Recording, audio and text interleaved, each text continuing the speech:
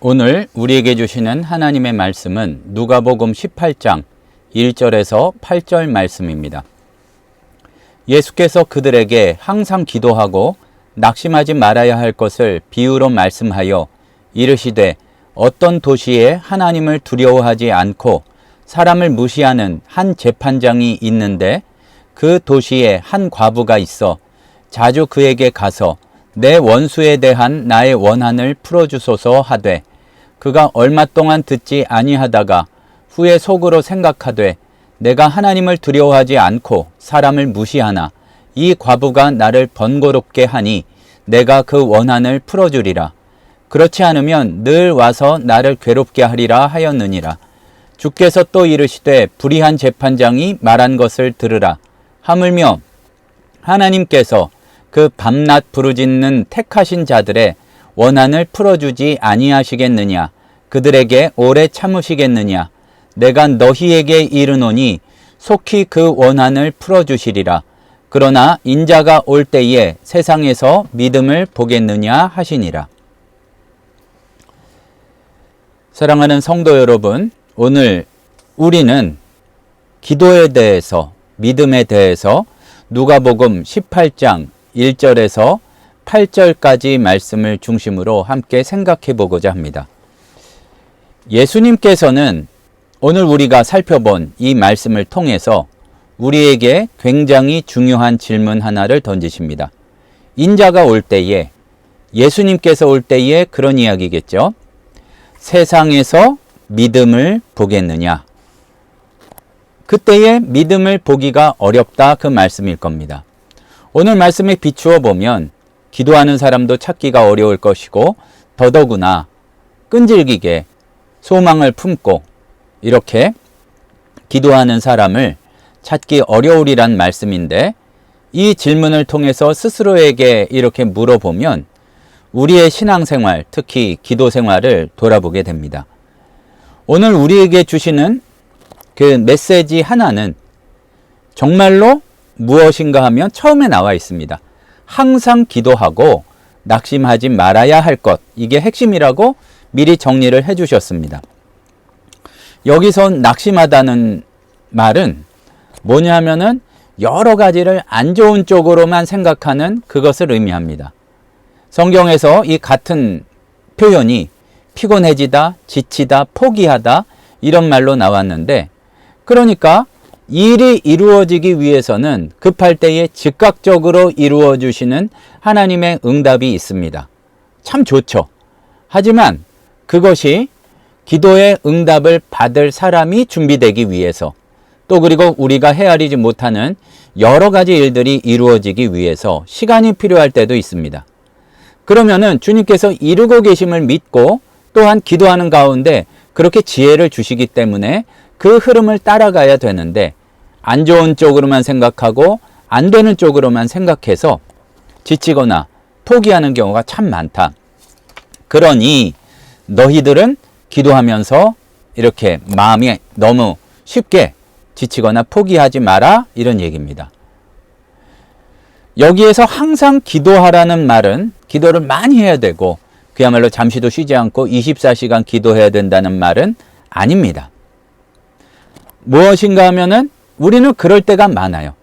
정작 믿음이 필요할 때에 믿음을 놓치고 가장 기도해야 될 때에 기도하지 않고 다른 데에서 방법을 찾아갈 때가 참으로 많이 있습니다. 그러니까 삶의 모든 순간이 우리 주님과의 대화가 되어야 된다는 뜻이죠. 좋은 일이 생겼습니다. 그러면 주님 감사합니다. 이걸 어떻게 사용해야 될까요?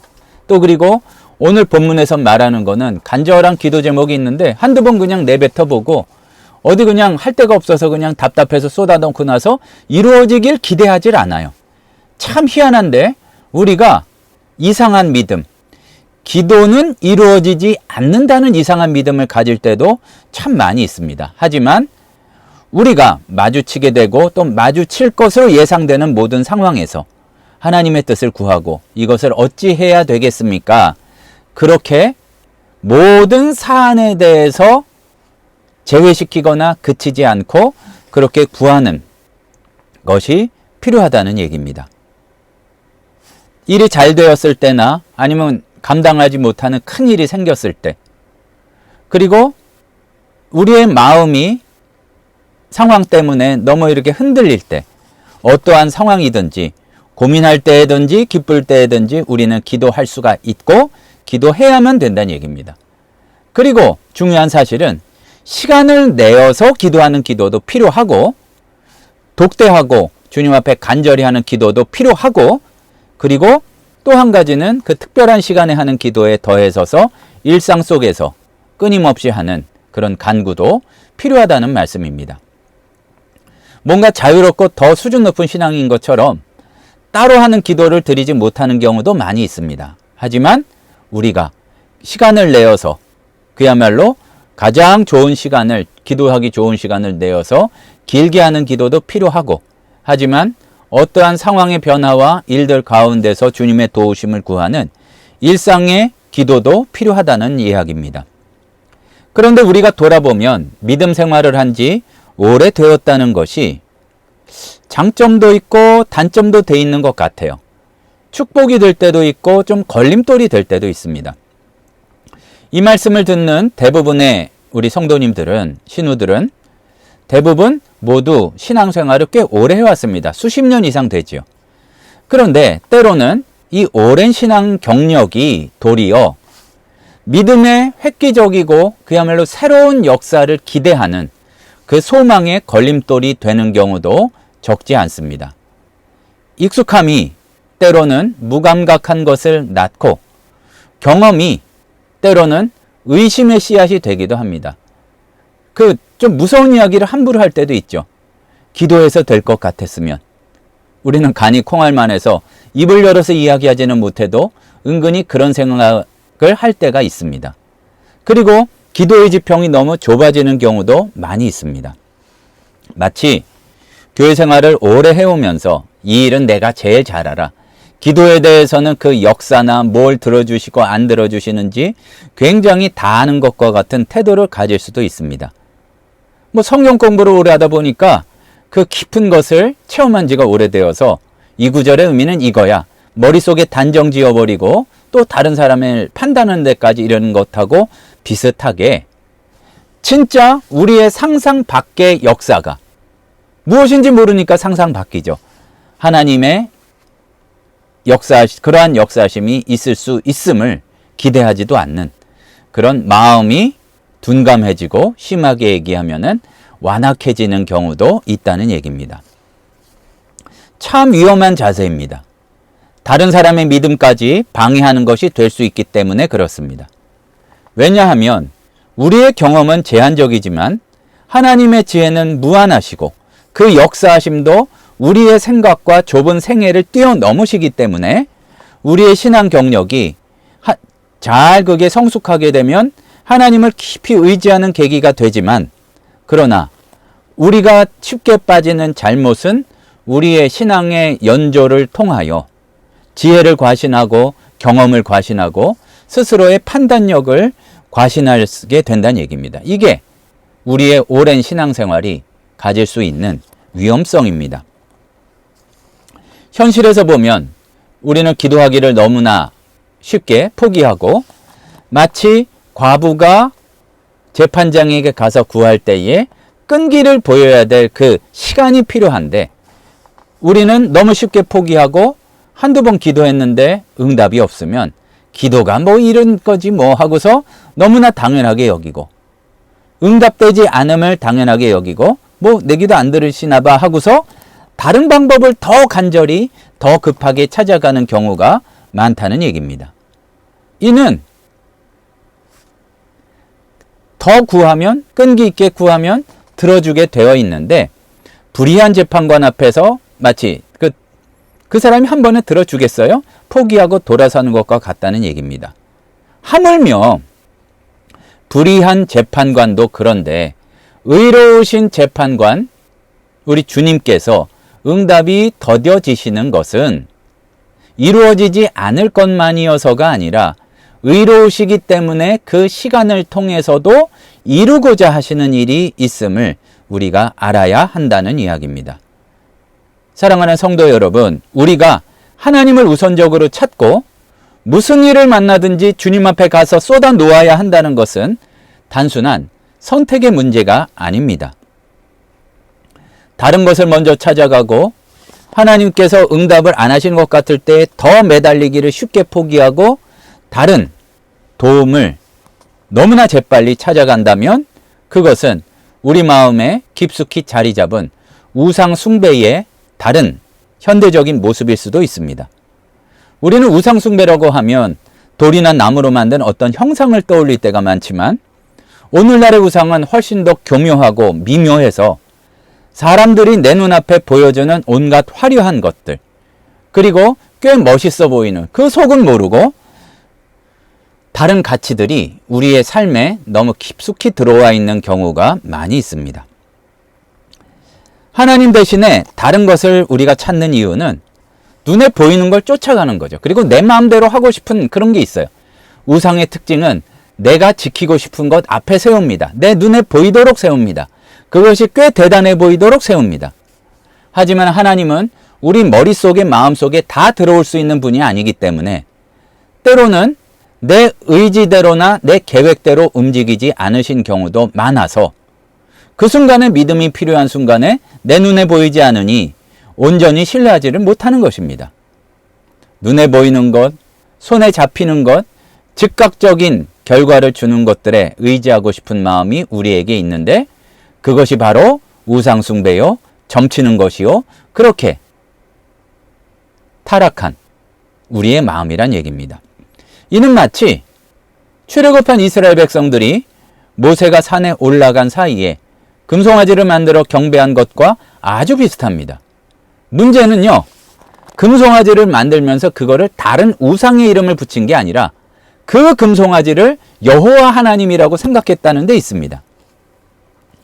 우리 시대의 금송아지는 우리가 가치와 의미를 두는 여러 가지 것들, 모든 것들이 금송아지가 될 수가 있습니다.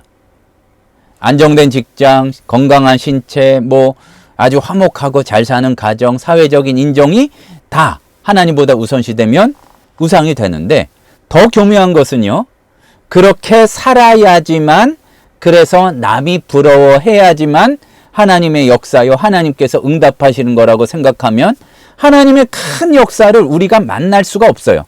그래서 아주 교묘한 우상 숭배가 된다는 얘기입니다. 심지어는 우리의 종교적인 생활, 신앙적인 생활까지도 하나님 자체보다, 예수님 섬기는 그것보다 더 중요해질 때 우상이 될 수가 있습니다. 하나님을 사랑하는 마음이 아니라 행위 자체가 더 중요해지면 그렇게 될 수가 있다는 얘기죠. 이 현대적인 우상 숭배의 문제는 너무나 자연스럽게 우리 삶이 되어버렸다, 그 얘기입니다. 우리는 그래서요, 주님 앞에 나가서 의로우신 재판관 앞에 간절히 구하기는 잊어버리고 하나님 외의 앞에 가서, 그건 생명이 없는 건데도 그것을 찾아가고 하나님 외의 것에 도움을 구해서 우리의 믿음을 약하게 만들 때가 많다는 얘기입니다. 우리는 세상을 살아가면서 다양한 도구와 방법을 사용할 수밖에 없지만 중요한 것은 먼저 그의 나라와 그의 의를 구하고 그 주신 모든 것들을 주님의 인도하심 아래서 사용하고 궁극적인 신뢰와 소망은 하나님께만 두어야 한다는 얘기입니다. 근데 분명히 알아야 할 것은 세상은 우리를 시험으로 끌고 들어가려기 위해서 노력하기 때문에 하나님을 먼저 찾는 것은 훈련이 필요합니다.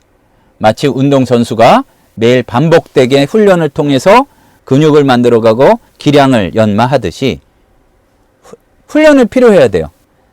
당황스러운 일이 생겼을 때 그때에 하나님 찾으라고 그러면은 우리 몸이 세상을 찾는 데 익숙해져서 하나님을 찾을 수가 없어요. 그래서 일상의 모든 순간에 기쁠 때에도 주님 먼저 그 앞에 더 가까이 나가고 슬플 때에도 더 가까이 그것을 주님 앞에 아랠 수 있는 하나님께 가까이 나가는 훈련을 해야 된다는 얘기입니다. 틈틈이 시간을 내어서 여러 가지로 주님 앞에 나가고 간구하는 훈련이 필요하다는 말씀입니다. 비유 속에 나타난 과부는 불의한 재판관 앞에서 끊임없이 간청하고 있는데 우리의 모습은 문제가 생길 때에 하나님을 제일 먼저 찾고 있는지 돌아보아야 할 것입니다. 하나님은 불의한 재판관이 아니십니다. 공평하신 재판관이요, 의로우신 재판관이요, 더 나아가서 우리의 아빠, 아버지 되시는 분입니다. 그래서 예수님께서 말씀하시기를 하물며 하나님께서 그 밤낮 부르짖는 택하신 자들의 원한을 풀어주지 아니하시겠느냐 그랬습니다. 그런데 잠깐 기도하고 만다면 하나님의 신실함도 믿지 않는 것이고 하나님의 선하신 성품을 믿지 않는 것이죠. 하나님은 반드시 응답하십니다. 하지만 때와 방법이 우리의 생각과 다를 수 있다는 얘기입니다. 이 자리에서 필요한 것이 인내와 신뢰입니다. 아직 이루어지지 않은 가족의 구원 때문에, 또한 계속되는 경제적인 어려움 가운데에서도, 또 병든 또 가족을 간호하면서도 하나님의 손길을, 하나님의 역사를 우리가 더 간절히 그치지 말고 기도할 수 있는 그러한 신뢰와 믿음 회복되기를 소원합니다. 우리는 때때로 그렇게 간절한 기도 가운데에도 잠자코 계시는 하나님의 침묵을 경험할 때가 있지만, 침묵하신다고 아무 일도 이루어지지 않고 있는 것이 아니라 그때에도 일하고 계심을 우리는 기억해야 될 것입니다. 가장 적절한 때에 좋은 방법으로 응답하실 것이기 때문에 우리는 기도를 놔버리지 말고 기도하며 그분을 신뢰해야 할 것입니다. 우리의 기도 생활을 돌아봅시다. 믿음이 오래되어서 기도하지 않는 경우가 얼마나 많은지 모릅니다. 내 경험과 지식에만 따라서 다른 도움이 될 것에만 쫓아가는 경우가 얼마나 많은지 모릅니다. 예수님께서 다시 오실 때에, 아니 그때까지 아니더라도 나에게 지금 오시면 믿음을 보실 수가 있을까? 그때 주여 내가 믿나이다 고백할 수 있는, 그리고 말하지 않아도 주님께서 우리의 믿음을 발견할 수 있는 그런 주인공이 되시기를 바랍니다. 낙심하지 말고 끊임없이 기도하며 하나님을 신뢰하는 삶을 살아갈 때에 우리 삶에서 진정한 믿음의 모습, 하나님 나라, 천국을 볼 수 있을 것입니다. 기도하시겠습니다. 사랑의 하나님 아버지, 믿음이 있다고 하나 세상을 부러워만 하고 주님 앞에 우리의 정말 중요한 문제들을 구하지 않았음을 주님께 고백드립니다. 주님, 믿음 없는 것을 도와주시옵소서. 어떻게 구할지조차 알지 못하는 저희들에게 성령 하나님 구할 바를 알려주시고 인도하여 주시옵소서. 지금은 우리 주 예수 그리스도의 은혜와 하나님 아버지의 크신 사랑하심과 성령님의 충만히 인도하시는 은혜의 역사가 주님 앞에 늘 간구하여 주님과 더 가까워지고 주님 앞에 믿음으로 끈질기게 구하여 응답함을 받고 또한 세계를 기도로 움직일 수 있는 믿음의 사람들이 되기를 소원하는 신호회원들, 성도들 머리 위에 이제로부터 영원토록 함께 있을지어다. 아멘.